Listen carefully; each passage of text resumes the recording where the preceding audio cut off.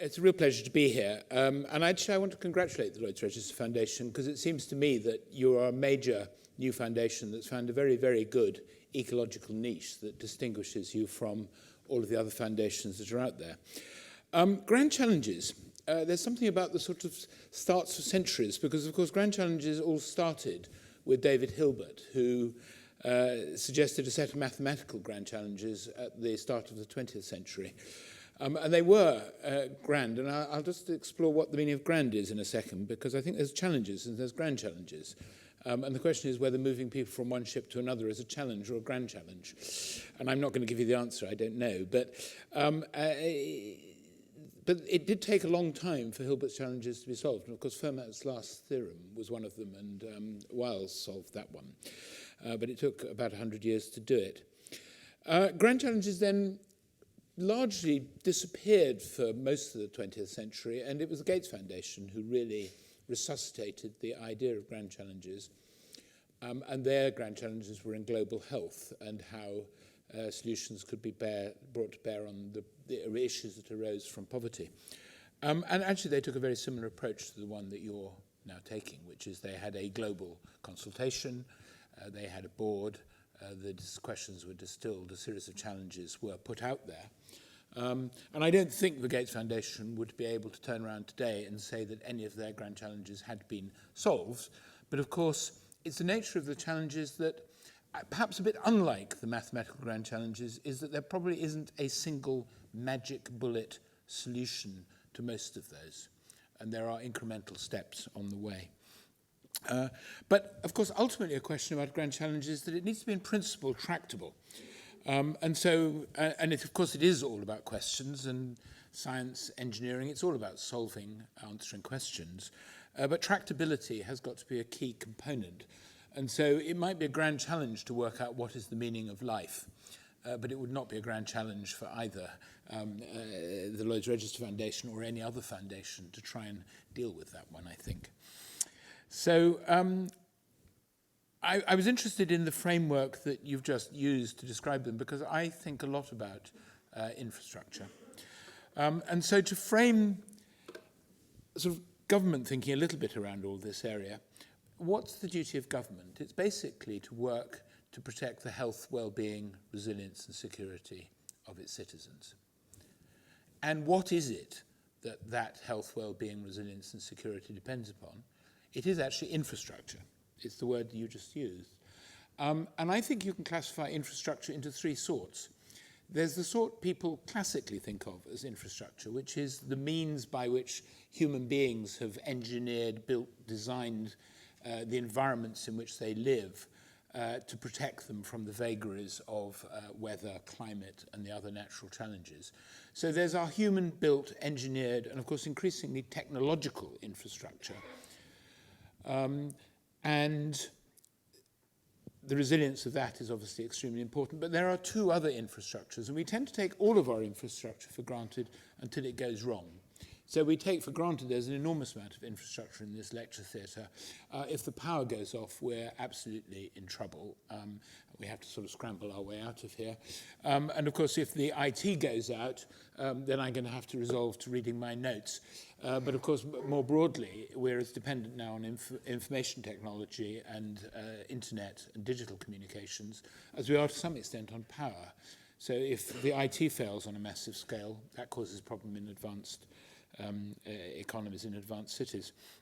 So that's our engineered. But the second infrastructure is our natural infrastructure. And by that I mean human, animal and plant health, and the geophysical environment. So we're relatively free of volcanoes and earthquakes here, but volcanoes, earthquakes, tsunamis, all of the other natural phenomena, where actually, in the grand scheme of things, nature will always trump humans and other species. And then the third infrastructure is actually our social infrastructure. It is actually people. It's how we interact with each other. It's our identities. And of course, the disruption that's going on in our social infrastructure at the moment is caused to a significant extent by modern information technology. So we can communicate on a global scale. We can each shout at a global scale. We can self-organize ourselves in groups. And that's changing the nature of social groupings. And that has some very interesting effects, some of them beneficial and some of them definitely deleterious. And so I suppose the theme of what I'm going to talk about over the next few minutes is that sometimes innovation is viewed as introducing risk. And of course, to some extent, innovations do bring with them both benefits and potential risks. But frankly, if we're going to solve some of the challenges that you are going to come up with collectively over the next few months, then innovation is going to be required. And the challenge then is, how do you manage the risk associated with innovation and not simply try and avoid it? So the job of the Government Office for Science is basically to advise the government on the science around all of these topics. And of course, the other reason that this is an area that matters is its of economic significance as well. So there will be new products, new businesses, new services that will arise from the work that's needed to answer these safety ground challenges, whatever they are, which will be important for the economy. And the other thing government cares about, apart from the health, well-being, resilience and security of its citizens, is the economy. Because if you don't have a decent economy, it's difficult to have all of the above. Now, the job of the science, government chief scientist and the government office of science is not to know about all this stuff. It's to know who to ask about the stuff. It's how to find out. And so our real job is to act as a transmission mechanism between the outside world of all of the sciences, and I include the social sciences here because our social infrastructure does matter, and the inside world of government. And so there are many scientific advisory committees. It's rotating on this screen, but not on that. There's the Council for Science and Technology, which Brian just mentioned, which is the top-level committee that advises the Prime Minister and the Cabinet. There are well over 10,000 scientists working across government, engineers, technologists. And there's an array of government departmental chief scientific advisors as well, and their mugshots, some of them are on the photo there. But it is that transmission mechanism role, and so we depend on the people in this audience, organisations like the Health and Safety Executive, the Health and Safety Laboratory, the Geological Survey, the Met Office, a whole array of different organisations, the national academies. You can just see some of the logos here, and I apologise to everyone I've insulted by leaving off their logo. So, turning to infrastructure. Looking through the lens of risk for a second, and it's very important to recognise that risk is not the same as hazard. And that's a confusion that happens all too often. And we manage risk by reducing our exposure and our vulnerability to hazards. So there is the natural infrastructure, and the examples here are infectious disease, so the 1918 influenza, the recent terrible Ebola outbreak in West Africa, and the chicken, and I don't want to label that particular chicken as suffering, as carrying Campylobacter, but a significant fraction of them do. And then, of course, there are the other examples of natural infrastructure, so or natural, yes. So we've got volcano, earthquakes, and a quite important aspect of risk, which is on the National Risk Register, which isn't often thought about, but that's solar coronal mass ejections, so solar weather, which carries important risks, particularly in an era of modern telecommunications, because the last major event was in 1859, which was the Carrington event, and that disturbed telegraphy around the world. But I think the disturbance would be a bit broader than that now, because things have moved on a bit since the late 1850s. And of course, then there is that human associated risk and threat. So from the way we use our infrastructure, so the pollution that we cause, and in this case air pollution, through to humans doing terrible things to each other in the form of terrorism and war. And this is such a pervasive area in the work of anyone who's working on science in government that I took it on rather specifically in the first annual report that I wrote, which was about innovation, and it was about how we manage the risk associated with it and don't avoid it. And so some of the topics that have come up of a huge multiplicity in the last 4 years are, issues around how we manage big data. And I think one of the big problems that we have when we talk about innovation technology is we talk about them as though they were a generic thing. Is big data a good thing or a bad thing? It's a sort of ridiculous question. Are GMOs good or bad? It's, in the case of GMOs, it's what gene, what organism, what purpose. In the case of big data, it's what data, used for what purpose, with what protections in place. So always one needs to think about a technology specifically and consider how you manage it in that specific context, and not thinking about it as a thing in and of itself. And I think the biggest challenge is talking with the public and with each other when we're talking about cross purposes, where we conflate a discussion about the technology and what it can do with discussions about people's values around the specific uses of the technology.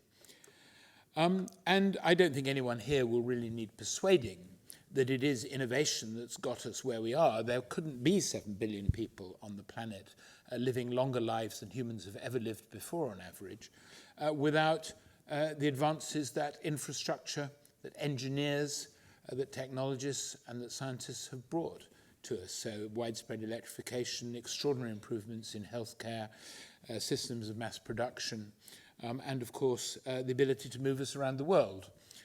But that brings with it its own risks as well, because an infectious disease, so SARS, you can trace out of China into a hotel room in Hong Kong, and then through a series of airline routes, an outbreak across the world, fortunately, eventually self-contained. And what's exciting at the moment is that we are in a world where there are extraordinary disruptive technologies which are continuing to come, and that interconnectedness that I've talked about, and of course the challenge of the changing demography of human populations with, in many parts, well, in all parts of the world, aging populations.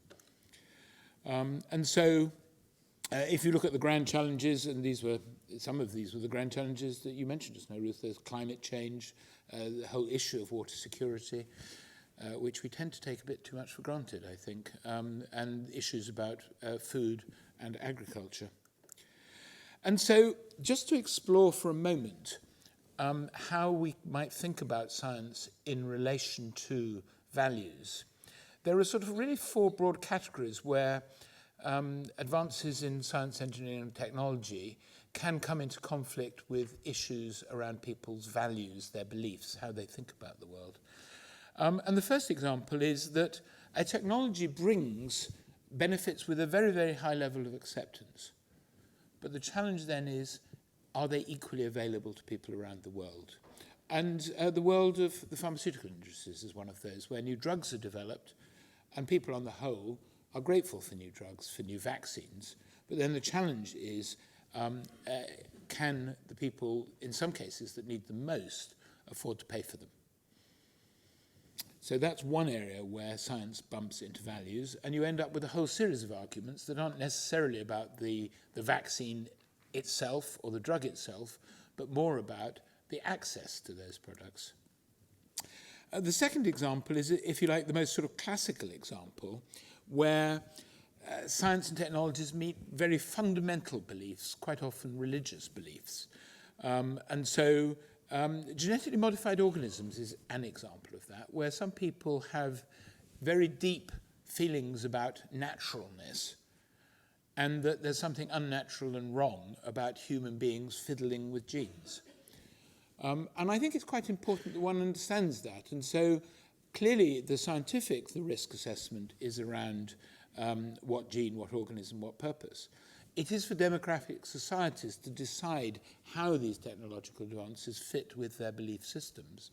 And a very good example of a well-regulated, very effectively resolved dilemma between the science on the one hand and the values on the other was the introduction of therapy for mitochondrial disease, where the science became available to prevent the transmission of mitochondrial disease from mother to child. The Human Fertilization and Embryology Authority oversaw the science, they oversaw public debate, but then ultimately they presented the question as to whether this should be done or not in principle in the UK, to legislators. And there were, in that case, free votes in both the House of Commons and the House of Lords, which resolved the democratic question. And I'm sure there will be people in this room who think it was a terribly bad idea to do this. And actually, I would predict a majority would think that it was okay, because that was the sort of democratic position of the UK as a whole. And there are lots of examples of these. And of course, we need to recognize that the approaches and the values may be different in different countries. And the use of nuclear energy falls into that category, where there are some sort of rather fundamental beliefs which aren't in the realms of scientific rationality that influence how people think about things like radiation. The third area where science can run into values is where the risk is in one place and the benefit is in another. And that's quite a common problem in the context of large physical infrastructure. You can sort of paraphrase it as my pain, your gain. And so it doesn't matter what the large facility is, people are not surprisingly averse to having some very large piece of engineering disrupting their lives. And that's for society to sort out in terms of how it compensates people for the fact that they may suffer some disadvantage and others gain advantage. But again, it's a very common source of problems. So a railway line that transports people past, your vicinity at 150 miles an hour, but you have to go 50 miles to the station. That's the sort of thing that falls into that category. And then finally, there's the unintended consequences, the unanticipated consequences. And internet technology is an extremely good example of that, where no one would have had any idea what the World Wide Web might achieve. And it's brought enormous benefits, but it has, of course, brought with it unanticipated consequences as well. And again, it's for all of us to think about that and to think how to manage and identify those unintended consequences as early as possible. And it seems to me that all of this, in a way, plays into Lloyd's Register Foundation's thinking about the grand challenges, because there is the science on the one hand, and then there is the public debate and engagement on the other. And again, you used lenses as a way to look at issues, and that's, I think, a useful approach. And so the trilemma of energy policy, where any energy policy has got to achieve three things. It's got to achieve security of supply. It's got to achieve sustainability of supply. In other words, thinking about climate, so we need to decarbonize. And thirdly, it's got to be affordable. And any policy that looks through the one lens of that energy trilemma is unlikely to be satisfactory when you take the three lenses together. And this is actually a public survey done by a group at the University of Cardiff who were asking people about how they thought about climate change. So 3/4 of the respondents were very or fairly concerned about climate change. A similar proportion felt the UK should reduce its use of fossil fuels. Then on the security of supply, well, 80% were concerned about the UK being too dependent on energy from other countries. And similarly, a similar percentage, in fact the highest, 83%, were fairly or very concerned that in the next 10 to 20 years electricity and gas will become unaffordable for them. That's what people think. And they're right, they've got the three issues. And so policymakers have to think about those three issues as well. And too often, people, particularly who are deep specialists in a field, forget the other lenses and they just look through the telescope of their own interest in the subject and don't recognize the broader context. The UK, in thinking about risk, the UK is very well prepared, actually. We have a national risk register. It's a very sophisticated document. And it is like any other risk register. It looks at likelihood on the abscissa and impact on the ordinate. And the point of having a risk register, whether you're the Lloyd's Register or the government, is that you use it to stop things happening in the first place, to mitigate them in the event that they might happen, to handle them, and then to clear up afterwards. I'll finish in a second because do you want some time for discussion or not? You can have questions, yeah. Okay, so in terms of advising in emergencies, the government has a hardwired system for doing it. It's a committee called Scientific Advice Group for Emergencies. And just finishing, these are some of the technologies that we're working on at the moment in the Government of Philosophy of Science Quantum technology. Here is the sort of next generation of disruption. I was asked recently, what's the next disruptive technology? You know, is it the Internet of Things? Quantum, which is perhaps a little way away in terms of some of its fuller application, is going to provide an extraordinary new set of tools, which are going to be important, I think, in the world of the Lloyd's Register Foundation, be it how to sense gravity. In other words, can we look underground in ways we couldn't look before? That would be enormously powerful. All sorts of visual sensing at a much greater sensitivity than has ever been possible before. And so we're working on that. Distributed ledgers is a technology which, again, is highly relevant to the Lloyd's Register Foundation because it enables people to create all sorts of different ledgers, and it's ledgers that have underpinned commerce since Sumerian times for thousands of years. And, of course, artificial intelligence and machine learning.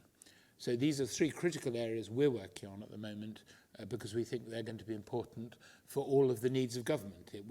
These are technologies that will deliver government data that will enable it to make better policy. They should be able, in some cases, to enable government to do its business and deliver services more effectively. And finally, they should be important for the economy. But my last slide is just to point out the three lenses of the policymaker, because it's really important, I think, that in the context of providing advice, people understand how policymakers think about it. And policymakers, of course, are our elected politicians, and they look through three lenses. What do I know about X, the evidence lens? If I make a policy, can it be delivered? Because the best policy in the world that can't be delivered is no policy at all. And thirdly, they look through the lens of their own values, their political values, their personal values, their social values, and what they think the electorate's values are. And policy comes out of those three lenses as they're integrated. So I'll stop at that point. It's obvious really what I've said, but I think your grand challenges are an important area, and I hope that you get a really good input because it's identifying the questions is always the toughest part. Well, it's not. Identifying the questions is the first part. Answering them is usually the toughest part. Thank you for your attention. Thank you very much, Mark. So we've got 5 or 6 minutes for questions. Who would like to start first? Oh, there's one over there. Yeah. Microphone, yeah, thank you. David Lane. David Lane from Heriot-Watt.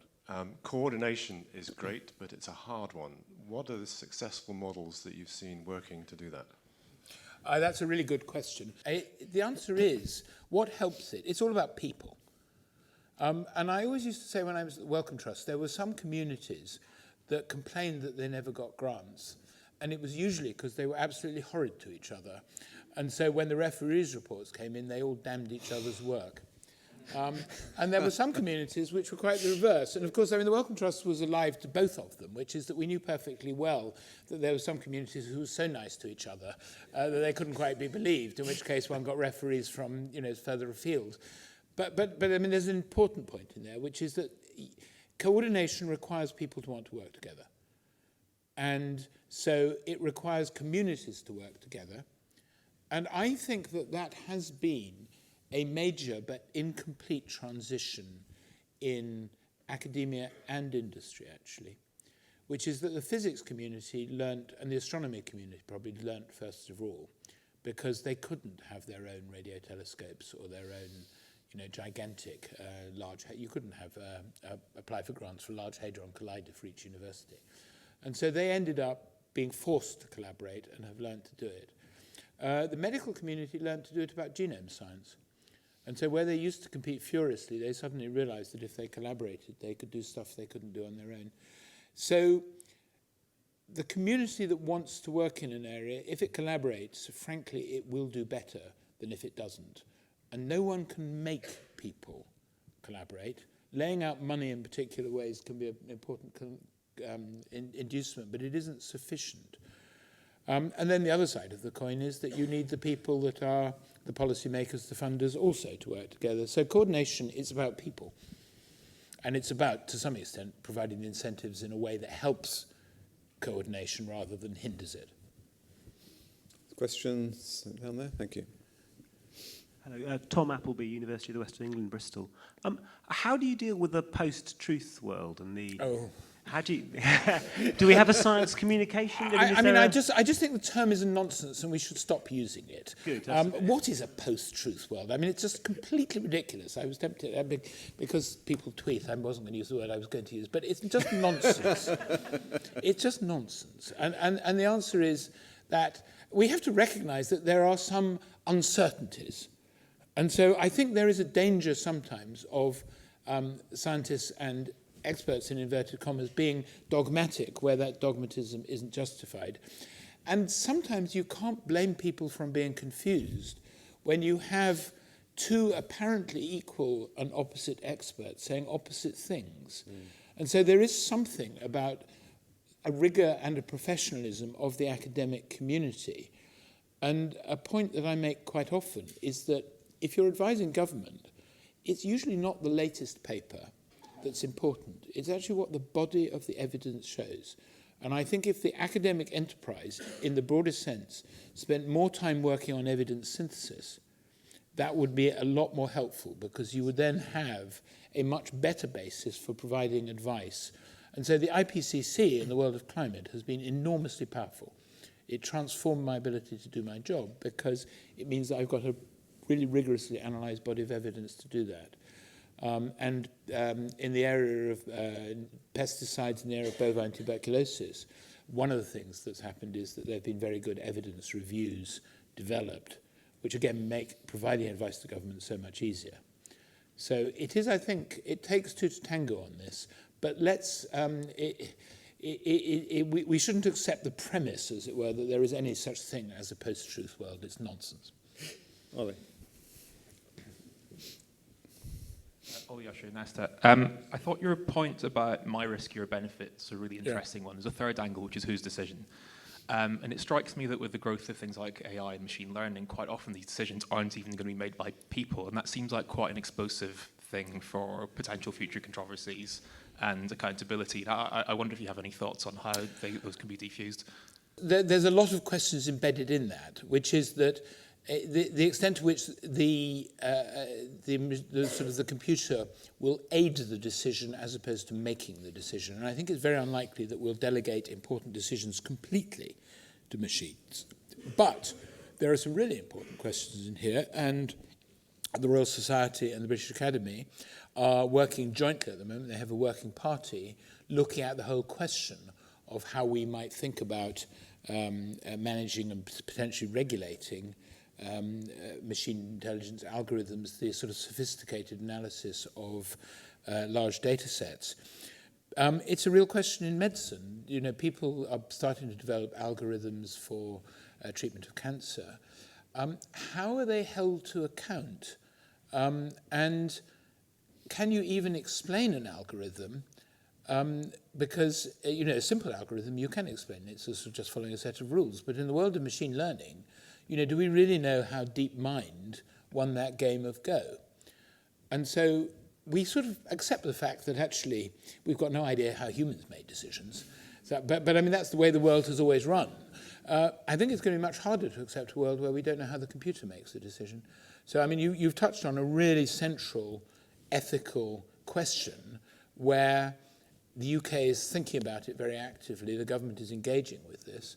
And we're really looking forward to hearing what the Royal Society and British Academy have to say. I think one last question. Ruth was first up.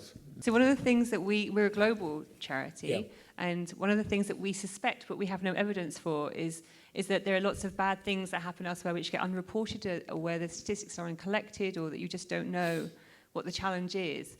And we hear we see things like ferry accidents, lots of ferry accidents, people drowning. It's right at the back of the newspapers, but it's mass loss of life. And things like inspection of power systems in parts of the developing world where tens of thousands of people are killed on that sort of thing. How do you, what's your advice about getting to the bottom of, or having these challenges presented to you? Maybe it's from your past work in international, with a more international hat on, but how do you find out what those challenges are? Well, I mean, it comes back to, so I'll answer it in two parts. I mean, I think firstly, you could argue that the biggest challenge of all is data. Because there are now tools that would enable you to collect data about safety around the world in ways that weren't possible before. So one of the things we're very interested in is remote monitoring, remote observation. What can satellites tell you about the world? What can drones tell you about the world flying up, 50,000 feet, let's say? So I think there is a real challenge and an opportunity to use the power of large data to provide the answers to some of these questions. But I think I'd answer the question in a second way as well, which is, I think it does come back to what you mean by a grand challenge. Because I think the grand challenges are not locked up in an individual place, an individual village. They are, by their nature, challenges that affect many people. They may not be entirely around the planet, but they could be in sub-Saharan Africa. And those you should be able to find out about. But as I say, the smaller stuff, and it's not less important because it's small, I'm just not sure whether, I think you have to decide what you mean by the word grand. I think you know what you mean by the word challenge, but I'm not sure you've worked out what you mean by grand yet. Mark, thank you very much indeed.